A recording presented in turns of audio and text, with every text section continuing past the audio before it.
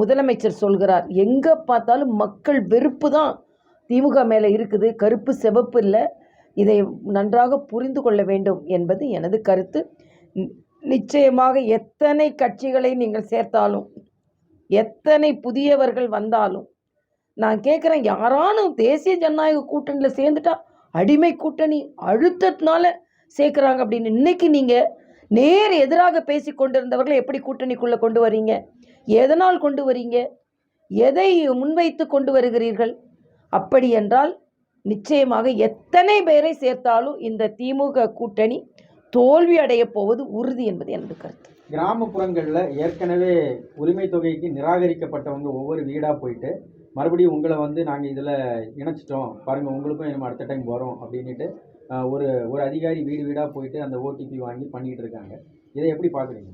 இல்லை, அதிகாரிகள் மீது தமிழக அதிகாரிகள் சிறப்பாக செயலாற்றியவர்கள் என்று ஒரு பெயர் இருந்தது. ஆனால் இன்னைக்கு நேருவோட ஊழல் குற்றச்சாட்டில் கூட அதிகமாக அதிகாரிகள் துணை புரிந்திருக்கிறார்கள்.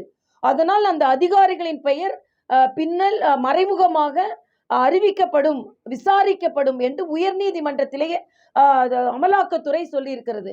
அமலாக்கத்துறை அதிகாரிகள் மீது தான் எனக்கு அதிக கோபம் வருகிறது. ஏனென்றால் இவங்க ஊழல்வாதிகளுக்கு முற்றிலும் துணை புரிந்திருக்கிறார்கள். ஏற்கனவே உங்களுடன் ஸ்டாலின் என்ற திட்டத்திற்கு அதிகாரிகளை செய்தி கொள்கை பரப்பாளர்களாக பயன்படுத்தினார்கள். இன்று அதிகாரிகளை ஓட்டு வாங்குவதற்காக பயன்படுத்தி கொண்டிருக்கிறார்கள். வன்மையாக கண்டிக்கத்தக்கது. அது மட்டும் இல்லை, நேற்று முதலமைச்சரின் ஒரு வார்த்தையை நான் வன்மையாக கண்டிக்கிறேன். பொதுமக்கள் அவசரமாக போய் ரூபாயை எடுத்தாங்க, ஏன்னா மத்திய அரசு அதை எடுத்துட போகுதுன்னு. எப்படி ஒரு முதலமைச்சர் இவ்வளோ பெரிய பொய்யான கருத்தை சொல்ல முடியும்? கொஞ்சம் நஞ்சம் பொய் சொன்னால் பரவாயில்ல, எல்லாமே பொய்னா என்ன அர்த்தம்? மத்திய அரசு எடுப்பாங்களா? அது உள்ள தங்கம் தென்னரசு யார் தடுத்தாலும் மக்களுக்கு யாரும் மக்களுக்கு கொடுக்கறத தடுக்க போறதில்ல. உங்கள் ஊழல்வாதி அமைச்சர்கள் தான் மக்களோட வரி பணத்தை சுரண்டி வைத்திருக்கிறார்கள். மக்கள் 5000 அல்லாடுகிறார்கள் என்றால் மக்கள் எந்த அளவிற்கு தமிழ்நாட்டில் துன்பப்பட்டு கொண்டு இருக்கிறார்கள் என்பதை புரிந்து கொள்ளுங்கள். ஸ்டாலின் அவர்களே, மத்திய அரசு எடுத்துருவாங்கன்றதுக்காக மக்கள் எடுக்கிறார்கள் என்று மக்களை திசை திருப்பாதீர்கள். இது உங்களின் வஞ்சனை புத்தியாக இருக்கலாம். மக்களுக்கு மத்திய அரசுனா என்ன தெரியும், மாநில அரசுனா என்ன தெரியும், அதில் மக்கள் நன்றாக புரிந்து வைத்திருக்கிறார்கள் என்பது எனது கருத்து. திமுக அவங்களுடைய கூட்டணி கட்சிகளுடன் இன்று தொகுதி பங்கீடு குறித்து பேச்சுவார்த்தைகள் ஆரம்பிச்சிருக்காங்க. காங்கிரஸ் கட்சியை சேர்ந்து மூத்த தலைவர் ஒருத்தர் கேசி வேணுகோபால் அவர் டெல்லியிலிருந்து அவசர நிலையில் சென்னைக்கு வந்திருக்காரு. காங்கிரஸ் இன்னைக்கு ஏற்கனவே இன்னைக்கு காலையில் முஸ்லீம் லீக் அவர்களை கூப்பிட்டு இருக்கிறார்கள். ஆனால் ஒரு மதத்தின் பெயரால் ஒரு கட்சியை வைத்துக்கொண்டு மத சார்பற்ற கூட்டணின்னு சொல்லுவாங்க. இதை எப்படி ஒத்துக்கொள்ள முடியும்? அது மட்டும் இல்லை, அவர்களை தான் நாங்கள் அழைப்போம் அப்படின்னு சொல்லிட்டு, நான் மதச்சார்பற்றவர்களாக இருக்க வேண்டும், இன்னொரு மதத்தை சார்ந்தவர்களை நான் எந்த விதத்திலும் குறை சொல்வதில்லை. ஆனால் ஒரு மதத்தை சார்ந்த பெயரை வைத்த ஒரு கட்சிக்கு வைத்துக்கொண்டு மதச்சார்பற்ற கூட்டணின்னு எப்படி பெயர் வைக்க முடியும்? ஆனால் அதே நேரத்தில் இந்து மத வேற்றுமையோடு முதலமைச்சர் நடந்து கொள்கிறார். குடமுழுக்கு நடத்துறத பெருமையாக பேசுகிறீங்க. அங்கே குடமுழுக்கு கோயில் வருமானத்தை வைத்து தானே நீங்கள் ஆட்சியை நடத்துகிறீர்கள்.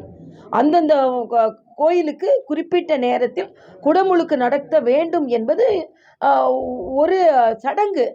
அதை நடத்துனதை நான் பெருமையாக பேசுகிறேன். அப்படின்னா ஒரு குடமுழுக்கு கூட நீங்கள் போகவில்லை என்றால் எந்த அளவிற்கு நீங்கள் பாராபட்சமாக இருக்கிறீர்கள் என்பதை நான் பதிவு செய்கிறேன். மேடம், தேர்தலுக்கு இன்னும் குறுகிய காலம் இருக்கிற நிலையில் என்டிஏ கூட்டணியோட தொகுதி பங்கீடு பற்றி என்ன இல்லை, என்டிஏ தொகுதி பங்கீடு எப்போ பேச வேண்டுமோ அப்போ பேசுவாங்க. நிச்சயமாக வெற்றி பெறுவோம். நாங்கள் எந்த குழப்பமும் இல்லை. அதிமுகவோட இன்னும் வேறு கட்சிகள் ஏதாவது வருவதற்கு வாய்ப்புகள் இருக்கிறதா? அதுக்கான சாத்தியக்கூறுகள் ஏதாவது? வேறு கட்சிகள் வருவதற்கு வாய்ப்பு இருக்கிறது. ஆனால் இப்போ நாங்கள் இருக்கிற கூட்டணி நாங்கள் பலமாக தான் இருக்கோம். திராவிட முன்னேற்ற கழகம் தான் இன்னைக்கு கூட்டணியை அமைக்க வேண்டிய நிர்பந்தத்தில் இருந்து கொண்டிருக்கிறார்கள். தேசிய ஜனநாயக கூட்டணி பலமாகவே இருக்கிறது. மற்றவர்கள் வந்தால் கூடுதல் பலம், வரவில்லை என்றால் பலவீனம் அல்ல. அதான் எனது கருத்து. கடைசி நேரத்தில் சட்டசபை முடிந்த அந்த கடைசி நாளில் ஓபிஎஸ் அவர்கள் திமுக ஆட்சி மீண்டும் தொடரும் அப்படின்னு சொல்லிட்டு ஒரு வார்த்தை சொல்லிட்டு போயிருக்காரு. அதை நீங்கள் எப்படி பார்க்குறீங்க? இதுக்கு ஏற்கனவே சொல்லிட்டேன். ஒரு நன்றி இல்லாத தன்மையின் உச்சகட்டமாக நான் இதை பார்க்குறேன். மரியாதைக்குரிய ஜெயலலிதா அவர்களை இன்றைக்கி மரியாதைக்குரிய பாரத பிரதமர் அவர்கள் தமிழில் அஞ்சலி செலுத்துவதை நான் நன்றியோடு நிறைவு கூறுகிறேன்.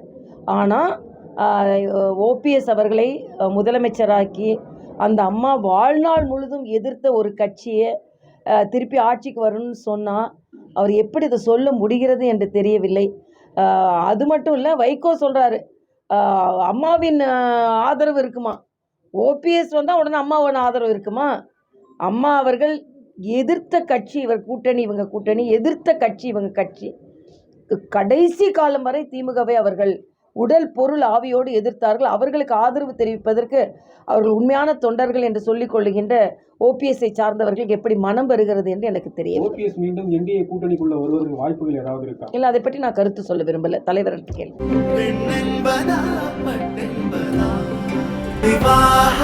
மணப்பெண்ணின் பிரத்யேகமான திருமணம் விவாஹா தி சென்னை சில்க்ஸ்.